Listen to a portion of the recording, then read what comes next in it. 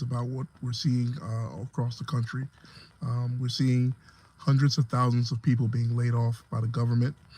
At the same time, we're seeing thousands and thousands of people being laid off in the private sector. And I have been thinking about this for a long time. Employment is no longer guaranteed, and we're entering into a post-employment era. I'm from my family is from West Africa, and in parts of West Africa and parts of South America, it is known that there isn't a lot of employment. Where you have to get up and whether you're selling water, whether you're selling rice, you're selling juice, you get up and you go out and you hustle every single day.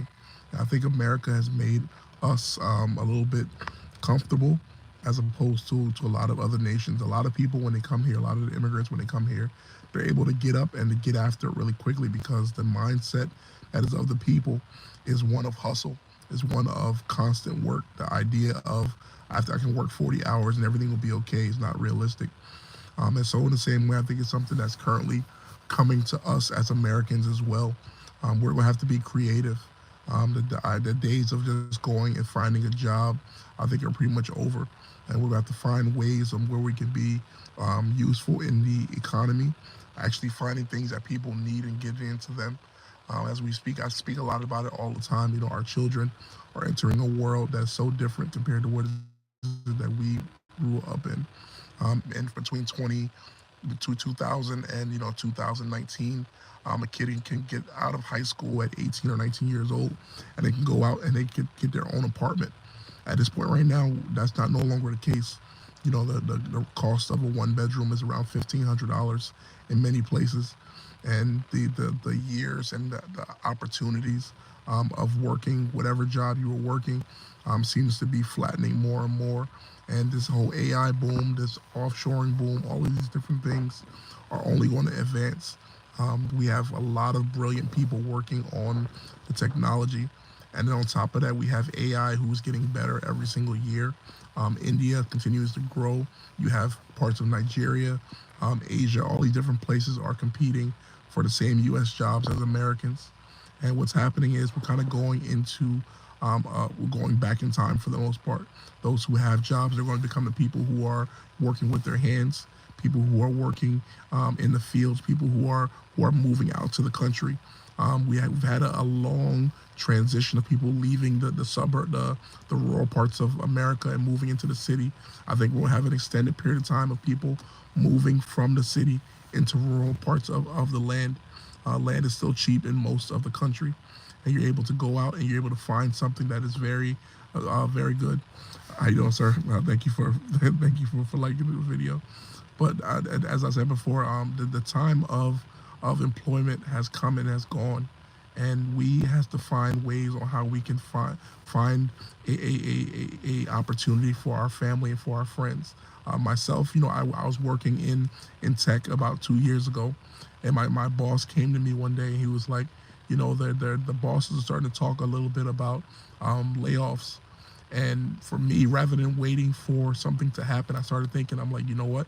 I've gained some pounds. I've been working from home now for 4 or 5 years. And I'm like, you know what? If something ever goes wrong in the country, I want to have real skills. I want to be able to fix things.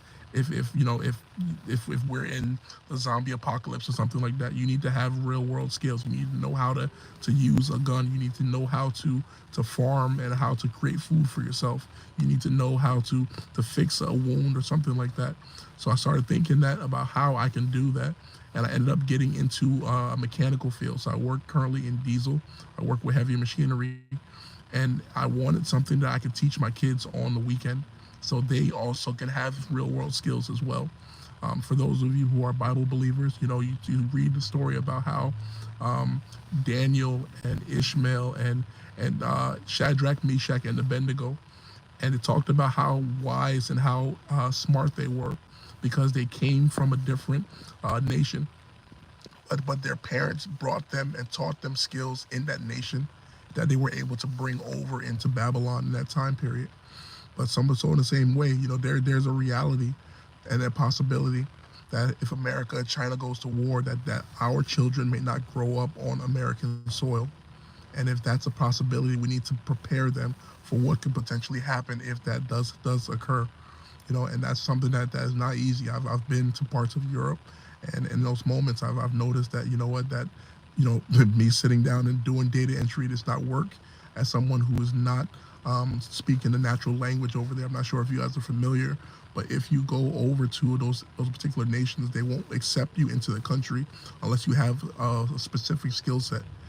Europe has been over flooded with immigration from Africa, from the Middle East as well. So they're dealing with a lot of people who are just there all the time.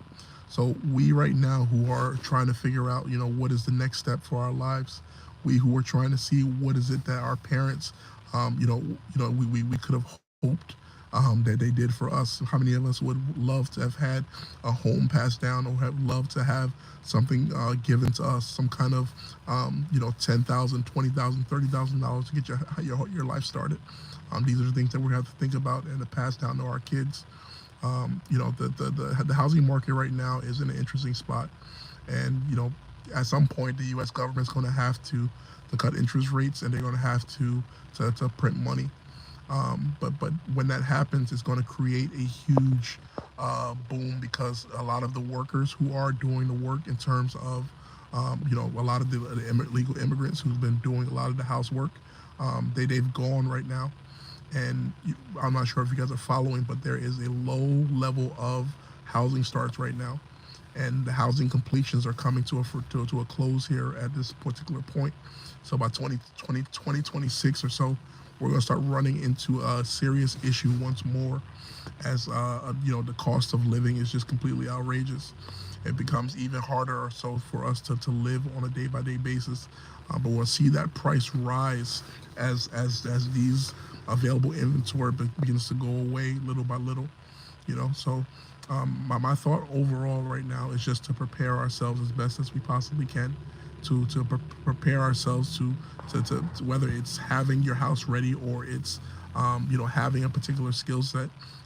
We're looking in advance of potentially selling early, and then getting space further outside of the metro area, preparing ourselves again for what is it that could come. I watch a lot of videos of people who are preppers, and people who are learning, who are preparing for the war, preparing for whatever. And that's something that I believe that is something that we all should be looking to do for the most part. So thank you so much for watching. Like, share, and subscribe. Have a good day.